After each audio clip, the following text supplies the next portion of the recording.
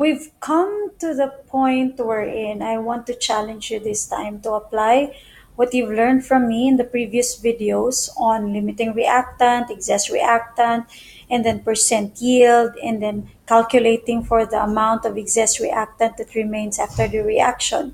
So do not proceed to this challenge yet unless you were able to watch, learn, and apply the previous videos on LR, ER, percent yield, and then calculating for the amount of ER that remains after the reaction. So the moment you've learned about them, just some points to keep on repeating for you and some mistakes to avoid so that you'll be able to take on this challenge properly. So again, limiting an excess reactant computation will always have two or more given amounts of the reactants. And then when you determine LR and ER, focus on the product, one product, usually that is being asked in the problem, and the one that produces the lesser amount of product is the LR. And that product, also that amount, that lower amount, becomes your theoretical yield. Then after identifying your LR and ER, then you can determine what you will be using for your percent yield, because that will become automatically your theoretical yield for that product. And then percent yield, always dividing. The numerator has to be your actual yield divided by your theoretical yield, which is always that AY is lesser than TY. Then you multiply it by 100.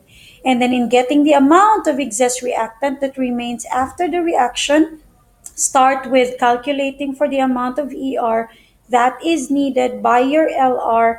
Then whatever you get, that's what you will subtract from the given amount of ER in the problem. And the difference becomes the amount of excess reactant that remains after the limiting reactant has been completely consumed.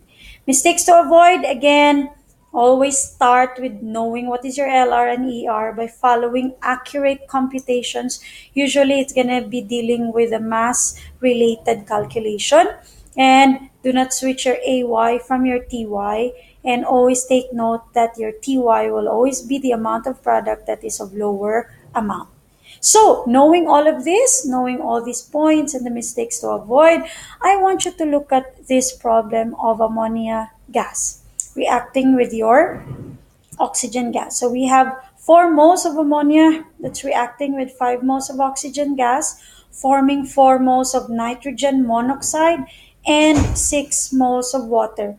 So you've noticed that the equation is already balanced, so you don't have to worry about balancing the problem. Now I want you to solve all these four problems here, 4 questions, knowing that you're given your 5 grams of ammonia gas and your 15 grams of oxygen gas, forming, of course, your 2 products there. But eventually, you look at all these 4 questions and decide which among those 2 products will you focus on, and then eventually be able to answer part D as well about the excess reactant. So I'm gonna dare you, I'm gonna challenge you now to solve this problem, this lengthy problem. Don't ever give up and always try your best, and don't hesitate to look at the previous video so that you can answer them. I will expect your answers to be left as a comment in this particular video.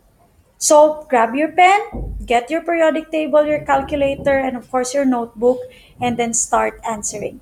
This has been Madam Narcas saying, don't stop learning, relearning, and unlearning. Till next time, please anticipate for the next video. Thank you. Bye-bye. God bless you. God bless you.